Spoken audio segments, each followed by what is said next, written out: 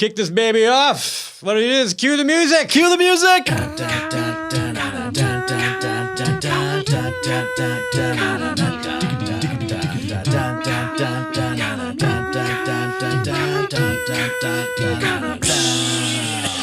All right, since last we talked, I've done almost nothing. Great. It was a really pretty day out today. I went and I washed my car for 2 hours. For 2 hours? Yeah, got some vitamin D. I washed it with like a paper towel. You have a Tesla, is that correct? Yeah, I've got the Tesla Model 3. Is that you're supposed to wash them with a paper towel? That's what I had, so that's what I used. Also water and some other stuff, but I mean, isn't it snowing in Wisconsin right now? Right now, it was such a beautiful day. It was like 60 degrees, but also the app is like, hey, severe winter storm warning. We're going to get 6 to 9 inches. I'm like, oh, seriously? That sounds about right. But that's not until tomorrow, and I don't know if that's here or further out. We'll see. So 60 degrees and it'll dip down to potential freezing temperatures within a day. Oh, absolutely. That sounds like about springtime in Wisconsin. Yeah. It's almost like the desert. I guess. Except for it rains and snows and it's just awful. What have you been up to? You working on anything? Yeah, the newest thing I've been working on could be considered, I guess, film trailer-esque. And I haven't done really intensive sound design type stuff like that from the ground up for a while. I kind of took a detour into MIDI instrument land for a while. But a lot of the film trailer stuff is really like custom sound designy. Right. To bust out the microphones, which is always kind of a little like, all right, fine, I'll do it. I really had to do some actual recording. What were you recording? I needed some stuff that was kind of like unique percussions and whooshes and stuff like that. So I recorded some bottle caps spinning and some like fluttering of fabric, and I'm just going to process the hell out of those sounds to create like custom risers and stuff like that. As opposed to just like spending $100 or $200 and getting some riser packs? I have the rise and hit, and it wasn't making the sound that I wanted it to. Like, there's a lot of stuff that I think is idiomatic to trailer scoring, and I just don't know what packs they use. But there's like one sound that everyone does where it's like, it's not really a riser, it's the exact opposite. I don't know what they call it, a descender? A diver? Is that a thing? Is it a diver? Divers are things. They're like, yeah, okay. So now that I know what to look for, I could actually probably just buy a pack and make my life a lot easier. I was like trying to like take white noise and filter the crap out of it and then like pitch it down and chop it up like and then I realized I needed like something that would like put gaps in the sound, but it would have to like slow down. It's like that sort of thing. So I was like, okay, yeah, those are cool. Now I need to take like a gapper or like a square wave and multiply that by like the white noise, but then modulate the frequency with a sine wave, and it was like a whole thing. Yeah, but once you have it, now you're that guy with that. Right, and then you need to, and then take like another sine wave or another whatever, and like pitch that down so that kind of like lowers in pitch at the same time as you get this chopping white noise sound or whatever. It takes an awful lot of time, and I feel like if you're going to be working on any sort of trailer music, time is kind of the essence, right? Like I've never really done this. It's always better to go fast. Right. The other thing that I've been having a problem with is finding MIDI instruments then that will match this sound world. Because like I've tuned all these pianos and created all these different like sorts of synths and stuff. And now when I put my MIDI instruments in, which before were working just perfectly fine, now they're like, they're so synthetic sounding. Well, I mean, were they good in an all orchestral sense? Yeah, I mean, I thought they were. Okay. I've used them in full like orchestral arrangements and stuff like that, and they never really bothered me. But there's also like every possibility that I'm just not writing correctly with them. So yeah, I'm gonna opt to blame the software. But yeah, usually when it comes down to is it the software or is it my arrangement? It's usually my arrangement. Yeah, that's the problem. I mean, that's what it'll inevitably be. But like, I'm not going to choose to believe that until I absolutely have to. I'm generally a Cinesamples guy, and I believe you have. What, the Spitfire? I both Hollywood, the Hollywood strings, and Spitfire, and then recently I actually bought the Cinesamples too because they have like a 75% off sale right now. Oh, sweet! What'd you get? It's just like I got the whole pack. Like I got there's like just it's the core strings, core woodwinds, core brass, the harp, and something else, and it's all like $600. The percussion? Was that Percussion, thrown in yeah, there? percussion's thrown in there. Oh wow, that's a monster. And then I think also like monster low brass, and there's like one other thing. But it seemed like it's not money that I really wanted to spend right now. But when I looked at the deal, I was like, okay, this is normally going to cost like $2,500. Oh yeah, That is an excellent deal. I can't not do it. yeah. There's lots of deals flying from every company right now. It's Right. like Black Friday going on. All right, well that brings us to our next segment. It's time for Kevin's Shitty Instrument Corner. That was just horrible. Sample rant. Not this time. This time it's an actual instrument. Oh, this is like a whole new thing. We need a new theme for this then. We need It's time for Kevin's real instrument, shitty percussion, grab bag. That's great. Well, we're gonna flesh that. We're gonna orchestrate that out. We're gonna We're flesh gonna it out. orchestrate that out. We'll flesh it out in post. It'll be great. I think we can just leave it or auto tune it. That'll be beautiful. We're gonna go full on share with this. Quantize it so it snaps robotically. Maybe we'll put a house beat behind it. Yeah, there you go. That'll be sweet. It's time for Kevin's real instrument, shitty percussion, grab bag. Anyway. So bongos, I know you work with bongos. You do like some cool spy movie stuff. Yeah. And that pretty much requires bongos. Crime jazz. And in general, just cartoons for children. Bongos are wonderful instruments, and I don't know why. I can, because they're small and they're fun. And I feel like that dates back to like the Flintstones at least, if not maybe even before Yeah. that. It's like that it's like that running sound. That yeah. With the pinwheel legs just running around in blurs, and I think they call those smear frames in the in the industry. the Flintstones lived in the longest house. It's right. like 40 blocks long, and it just keeps scrolling scrolling past the same windows and the same places. I've never thought of that. It's like somebody should take one of the episodes and try to map out the Flintstones house topography. So I've got a couple of bongo samples that are fine. They're great. Yeah. The Cinesamples ones are fine. I've got some.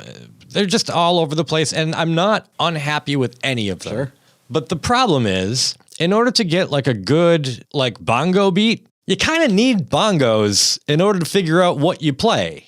Otherwise, you end up with like too many slaps in a row, and it just doesn't sound organic and it doesn't sound real. Yeah, there's a lot of nuance, I think, to playing any sort of skin with your hands, like a skin drum with your hands. Like, and I think there's things that like you might not, unless you're like a trained professional, there are a lot of things that you probably don't think about, but you would just play. Right. And if you're using like a virtual instrument, you actually have to hand choose those samples that you want to trigger instead of just like tapping it with one finger as opposed to like, a full slap, open palms, kind of a little. Center mute, dead strokes, all of that jazz.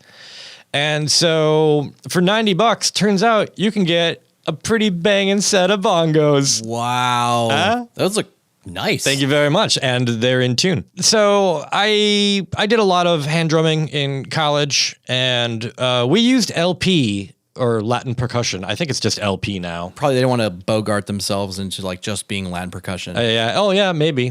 Or is it like a KFC Kentucky Fried Chicken thing? Because I think Kentucky Fried Chicken came back, and now that's on things, and it's not just KFC anymore. There was big... Anyway, so LP... There was conspiracy theory based around that, I believe, wasn't there? We were like, they call themselves KFC because legally they're not chicken anymore. And it's like... they're like, no, they just thought that it's better branding. It's easier to fit on packages. I have heard that about Pringles. Oh, really? And Pringles aren't potato chips. They're a formed potato confection item or something. Yeah. So Pringles doesn't say potato chips. Is that true? I haven't a clue. I doubt it. They can call them potato. Like, I'm pretty sure that no potato chip is actually a potato chip. I don't know. Like you don't think that they're actually like sliced potatoes? I would just assume that they're all kind of like made into a slurry and pushed into a mold. Oh yeah, no, like Lay's and Ruffles. Those are actually sliced potatoes. Oh, are they really? Yeah. Oh, you learn something new every day. Yeah, no, but you're definitely right about the potato slurry for Pringles. That's a different animal. Yeah. So anyway, I went through, and you can get bongos from like $20 all the way up into the many, many hundreds of dollars. The ones that I picked up are the Aspire series, wood bongos. They tune up great, learn how to tune up your bongos, I guess. I just go onto YouTube. There are plenty of tutorials. They'll tell you like how to crank them down and how to set the heads and all that. Do they have like standard pitches, or do you just kind of choose high and low and what sounds good to you? I tuned mine to fourth. But, I mean, you can go minor third. You can go probably up to a fifth, depending on the size of the heads. Interesting. The only thing I really don't like about this is that they are natural rawhide heads, and I would prefer to not have killed an animal for a stupid instrument. Do you have to pay more for that, or is a synthetic cost more to make? I actually don't know how that would break down. Right. I could buy synthetic heads for it, but this shipped with these, and synthetic heads, some people hate them. I don't hate them. I generally like them better, but I mean, they definitely feel differently. So do you actually play these live, or do you sample them, or what? How do you use them? So what I do is I go downstairs into my tiki bar and I watch videos and I just practice patterns. Just make up patterns and practice patterns and just sort of get what it is to bongo into my head. It's really meditative. It sounds like it really is. It's really nice. I am the bongo. Gotta feel the bongo. And it turns out that I'm not a good enough player to actually record them. But once I know what a pattern is and what it feels like, now it is super easy to go back to the virtual instruments and go, okay, what was I doing? Okay, open, left, closed, right, you know, and when you're doing like hand crossovers, like when do those work, and when can you not do like 3 in a row? Yeah, that's a good idea. I use bongos a decent amount in like jazz tracks and that sort of thing, but coming up with patterns has always been a problem because I don't really know how to hand drum. And I end up using probably about 4 samples total, and the rest of them, like there's like this whole kit of like all these different things I just never use because I don't know how. Yeah. So it's never occurred to me to actually, you know, play the real instrument. Yeah, you really can't go wrong. They're super fun, and they make their own idioms. Like once you sit down with them, what you can do with them becomes really obvious. Right, and I guess you can get like a really good feel for the track that way as well, because you can actually play along to what you're trying to record for, right? Right. And what kind of grooves you need to do too, because bongos, I like to push them a little forward. I like them to be a little ahead of the beat, a little anticipatory. Yeah. And there you go. It's over $90. That's really not bad. $90. What is the most expensive bongo you've come across? That have come across? Well, like $400 to $600. Whoa. Have you ever played one of those? Like at a Guitar Center or something? Yeah, like what the difference? How can you really like all right, if you're just like gonna be a little old lady that drives these bongos to the grocery store, you can get these. But if you want to be really serious, I honestly can't imagine them being that much better, and somebody's going to write in and go, dude, the $600 bongos are so killer. I'm like, I don't believe you. These $90 ones, They sound just like bongos. They've got really good, rich... I mean, they are everything that I want in a bongo. Have I played other bongos? Yes, I have played other bongos. I would say djembes makes more of a difference, but I can't tell you why. I think that the only people that really could are probably people that actually play the djembe. Yeah. This is the curse of virtual instruments in general, though, right? Like very good virtual instruments with very good performances can almost be indistinguishable from a live performer unless I'm listening to them side by side. But in the mix, it's like, yeah, doesn't really bother me that much.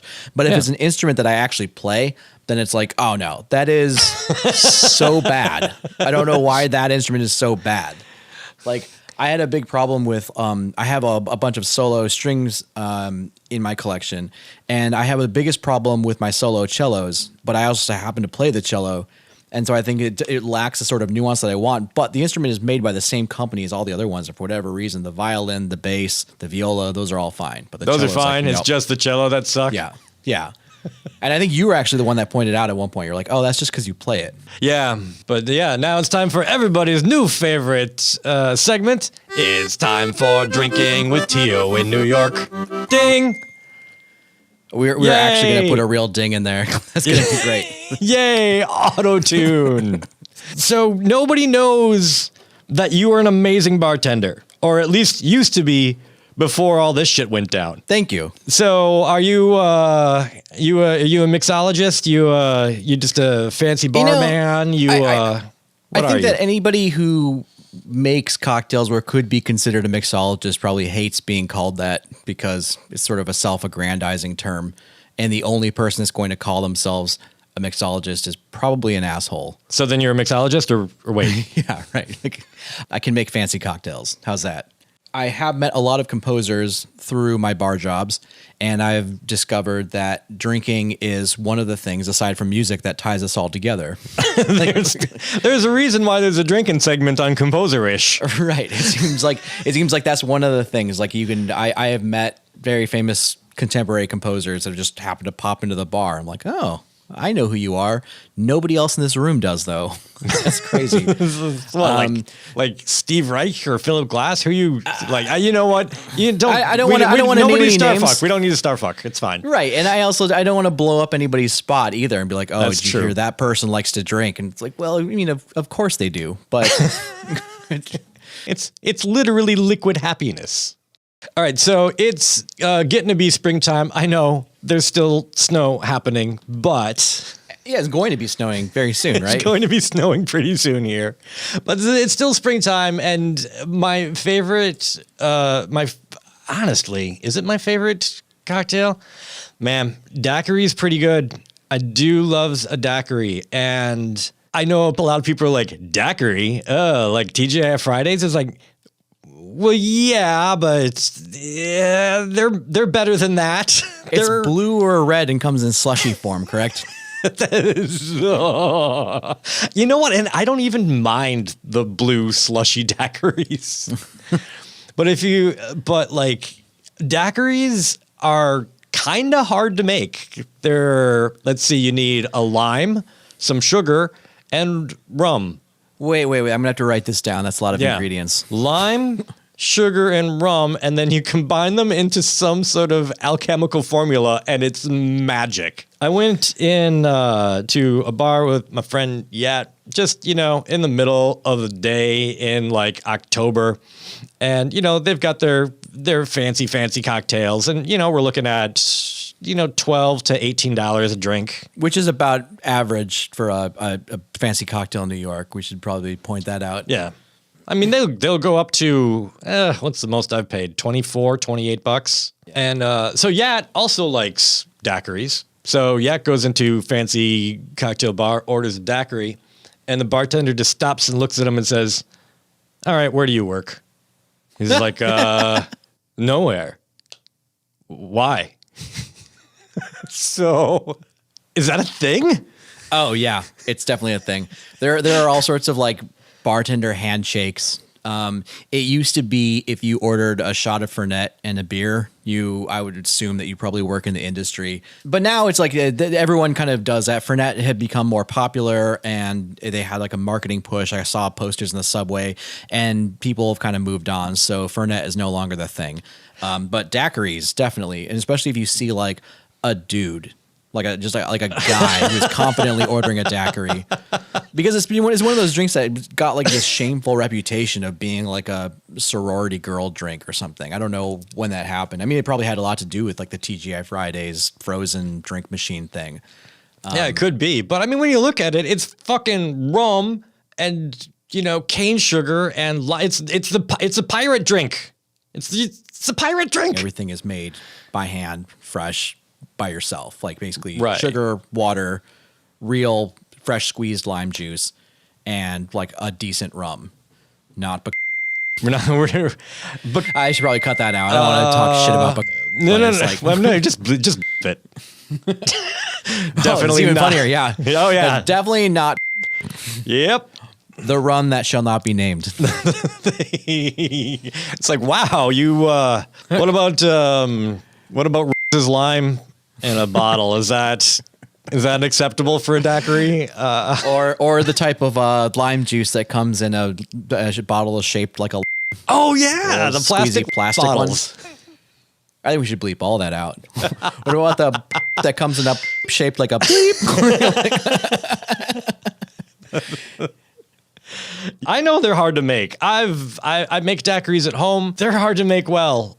It's not a joke. It's not that tricky. It's not a joke thing. Like if you don't got good ice, if you don't got a good shake, you're not gonna get a good daiquiri, man. I mean, I guess I've spent many years making cocktail after cocktail after cocktail. So after going through that, it's a basic cocktail. It comes from a family of drinks called a sour, which means that there's like a base spirit of some sort. There's some sort of acid, like a juice. Rum, but not in this case. Right.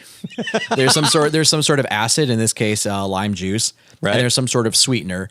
And there's a very common ratio that is used between, like, let's say whiskey sours or margaritas or daiquiris or pisco sours. They're all kind of basically the same thing.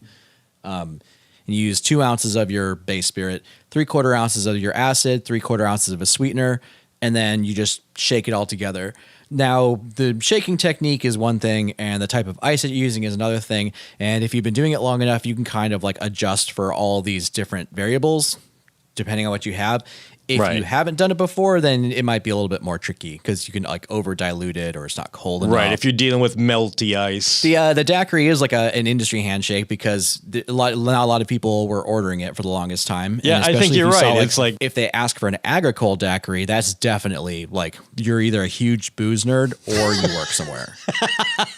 And just because agricole rum is weird, it's weird. But I've got an agricole here that when people like we do like some rum tastings, and I describe the flavor as being kind of like sucking on old barn wood mixed with like a small burning tire, and that description seems to put a lot of people off. So now I describe it as being like a young green olive.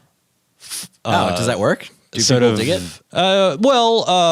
More people try it.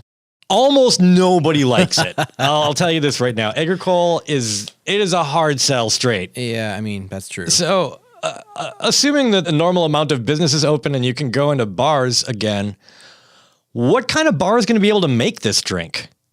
You're not going to order this at TGI Fridays. I mean, you can, but you'll get what you deserve.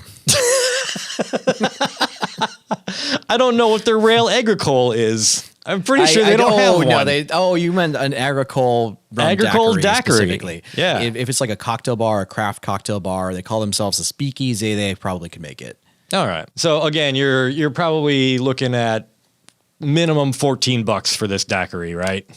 If you can find it for $14 these days, you should go to that bar all the time because that is incredibly cheap for a cocktail. I haven't seen when I first started, cocktails were like $12, and I have not seen anything like that in a very long time. Oh, okay. Now you'd be expecting to spend about $20 a drink, but you're not going out and drinking that like all night.